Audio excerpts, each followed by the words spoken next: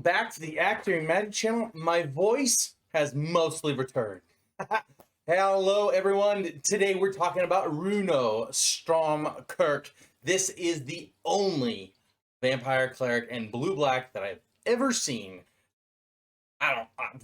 Just check him out, let's look at him. Alright guys and dolls, welcome back. Today we're talking about a blue-black commander. If you haven't seen him, he's bananas. He does some weird stuff. In the let's get into it, shall we? He's vampire cleric. He's a 1 blue 1 black 1 generic flying 1/4. Whenever he enters the battlefield, put up to 1 target creature card from your graveyard on top of your library. Any creature card. At the beginning of your upkeep, look at the top card of your library. You may reveal that card. If a creature card with mana value 6 or greater is revealed this way, transform Runo Stromkirk. So let's play some big creatures. But let's play some big leviathans and krakens and octopus and serpents. Anyway, so whenever he flips, he gains whenever Krothus, Lord of the Deep, attacks. Create a tapped and attacking token that's a copy of another target attacking creature. If that creature is a kraken, leviathan, octopus, or serpent, create 2 of those tokens instead. Okay, so we're encouraged to play big creatures. And then on top of that, we're also encouraged to play krakens, leviathans, octopus, and serpents. Fantastic. And look at this dude. He is giving me some strong Cthulhu vibes. If you know what I mean, you know what I mean. You guys, you read Lovecraft, you know what I'm talking about. Anyway, so let's get into it. Our honorable mentions are, let's put our stuff in our graveyard.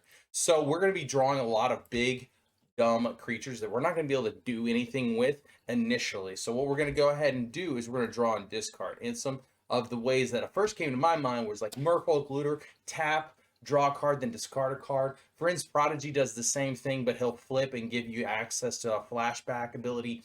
An Obsessive Stitcher is a really cool one. It is a 3-drop, black, blue, and a generic 0/3. Tap, draw a card, then discard a card. Pay a blue, a black, and a 2 generic. Tap, sacrifice Obsessive Stitcher, return target creature card from your graveyard to the battlefield. Since we're drawing and discarding so much, it's kind of like a little army in a can, especially for these big, dumb creatures that we're going to be putting into play. Very, very cool. So let's talk about some Reanimator, because we're going to be doing a lot of that.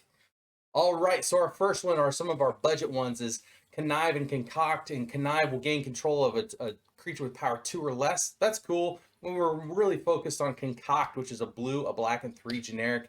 It says Surveil 3, which is a lot like Scry, but it says it'll put it back on top of your library, or it'll put it in your graveyard, which I think is a strict upgrade, no matter how you look at it, than Scry.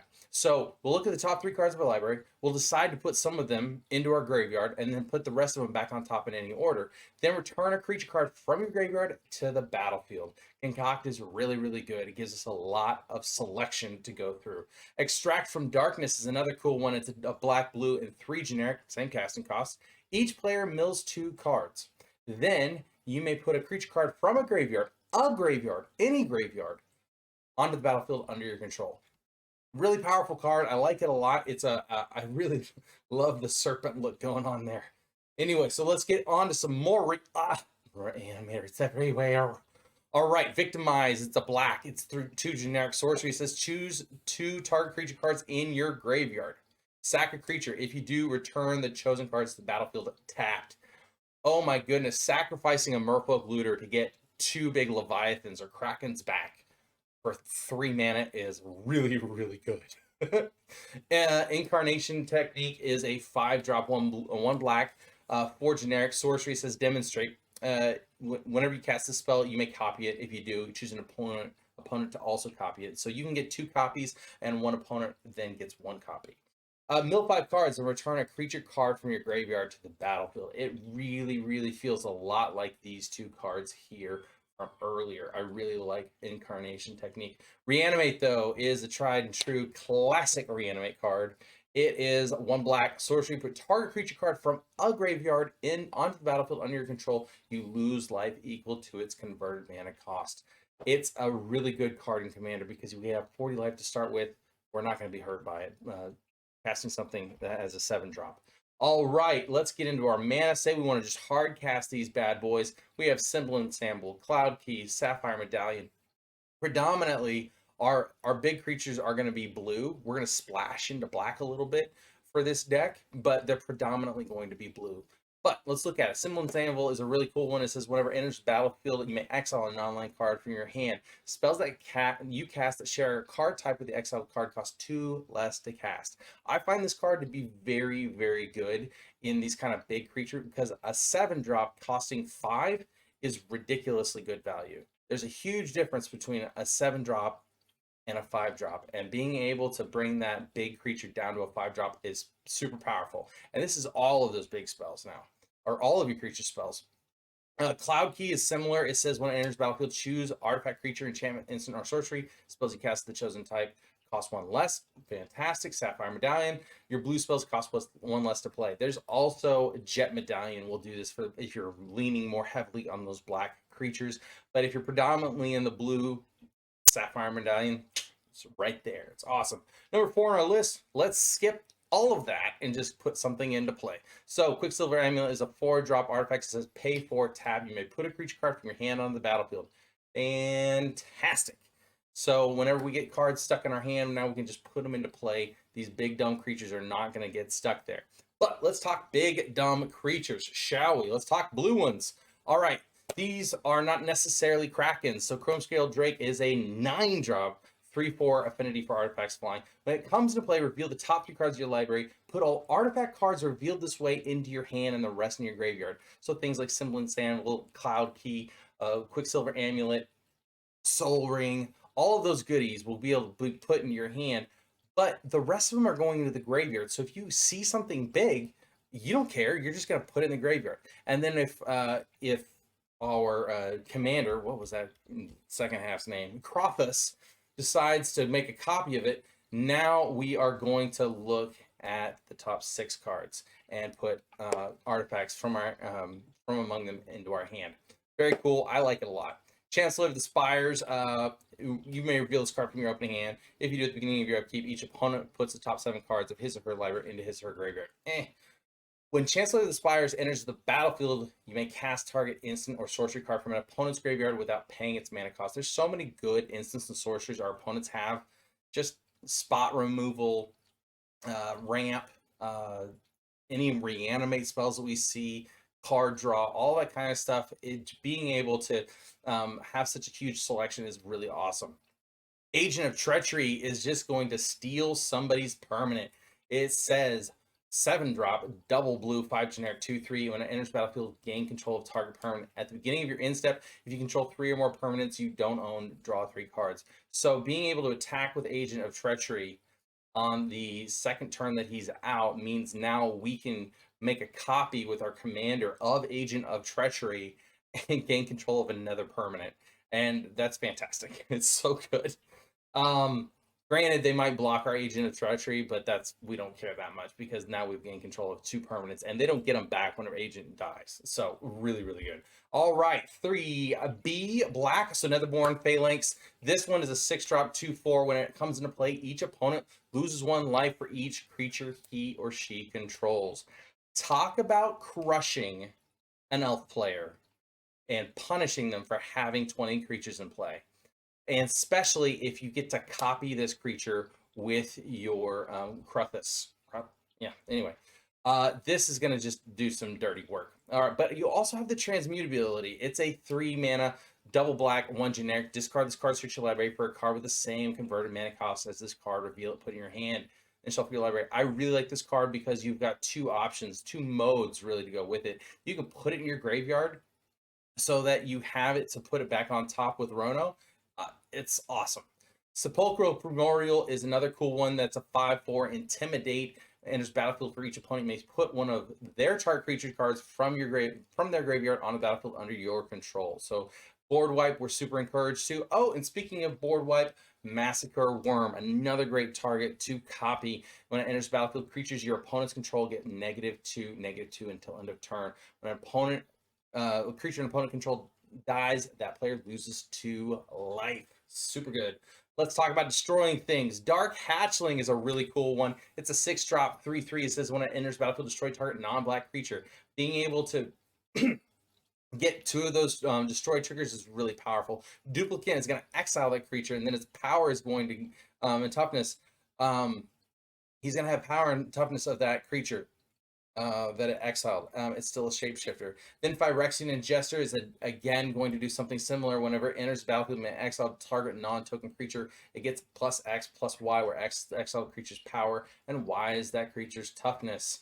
And so both of these, all of these are really good. They're all going to remove threats. I like them a lot. I've probably run 2 to 3 maybe of these kinds of effects, because now we're going to be able to duplicate them, reanimate them, all kinds of goodies.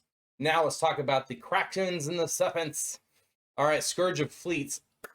It's a 7-drop, 6/6. When it enters battlefield, return each creature your opponent's control with toughness X or less to its owner's hand, where X is the number of islands you control. Super powerful. We're probably going to be leaning really heavy into our islands anyway, but this crushes elves, this crushes humans, this crushes all of those go wide strategies.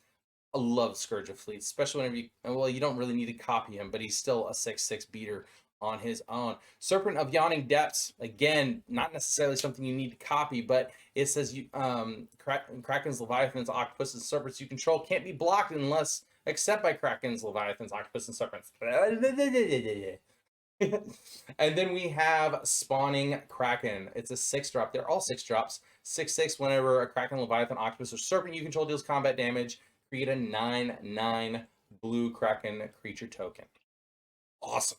Okay, now drum roll for number 2, please. 2/8 is Sakashima. Sakashima of the 1,000 Faces is a 3/1. He's a clone, basically. You may have him enter the battlefield as a copy of another target creature you control, except it has Sakashima of 1,000 Faces' other abilities. The legend rule does not apply to permanents you control. You copy your commander after it's flipped. So good. Now you're going to get more triggers whenever you go attacking. It's super powerful. Number 2B, it had to be here somewhere. All right, 1 blue enchantment. At the beginning of your upkeep, you may look at the top card of your library. If it's a creature card, you may reveal it and put a quest counter on Quest for Ula's Temple. At the beginning of each end step, if there are 3 or more quest counters on Quest for Ula's Temple, you may put a Kraken, Leviathan, Octopus, or Serpent card from your hand onto the battlefield. So we have to get 3 triggers off of it, which if we have some little amounts of proliferating here, cool, great. But if we don't, then we're just going to have to make sure that we keep putting stuff on top of our library. That is a Kraken. Number 1A, and I know this is going to be controversial to be this far down on the list, but it's Garuda, Doom of the Depths. I love this card because we're so heavy into the Reanimator with this kind of tribe, as it were, that I think he's really powerful. He's a hybrid blue-black, 4 generic demon Kraken. Forget the champion. Whenever Garuda enters the battlefield, each player puts the top 4 cards of their library into their graveyard. Put a creature card with an even converted mana cost from among those cards onto the battlefield under your control. That's any creature, converted mana cost that's even. So 0, 2, 4, 5. Oh, yeah, okay, not 5. Anyway, 6/6. And he's just gonna make things really work a lot better, a lot easier. All right. Now, drum roll for 1B. It's Proteus Staff. Bear with me. Okay, so it's a 3-drop. And it's an artifact. It says, pay blue and 2 generic. Put target creature on the bottom of its owner's library. That creature's controller reveals cards from the top of his or her library until he or she reveals a creature card. The player puts the card into play and the rest on the bottom of his or her library in any order. Play this ability anytime you can play a sorcery. This includes tokens. So any of our tokens, we can sacrifice to this. They get to put to the bottom, and then we reveal cards from the top of our library. And we're going to hit some monsters off of Proteus Staff. Absolute beaters. Not to mention, if we just happen to have 6 mana out, and Proteus Staff is already out, Runo comes into play. We sack Runo to Proteus Staff, basically. Or we can put him back into the command zone, whatever. And then we can just put something big and giant into play with Proteus Staff. It's really, really cool. Next up, we also have Crothis. Whenever Crothis is in play, and we say we've cast a Meteor Golem, well, we've already made a copy that's attacked, tapped, and attacking. One of those tokens that survives. Then we use Proteus Staff on the Meteor Golem and go and find something else, something random. You know, it could be anything. And so if it's Icebreaker Kraken, things are going to be tapped and they're going to untap. Then we're going to get tokens of that. Then Sakashima of 1,000 Faces is going to come into play as a copy of something. Sepulchral Primordial after combat is going to get us more creatures into play. It's just such a powerful effect to be able to just get these big beefy creatures into play for 3 mana. Love it. Anyway, guys, thank you so much for coming out. Please like, share, comment, and subscribe, and I'll see you next time on the Actary Magic channel. I love you. Merry Christmas. And Happy New Year's. And Happy Hanukkah. And Kwanzaa. Happy Kwanzaa. All right, guys. Bye. Where's the button?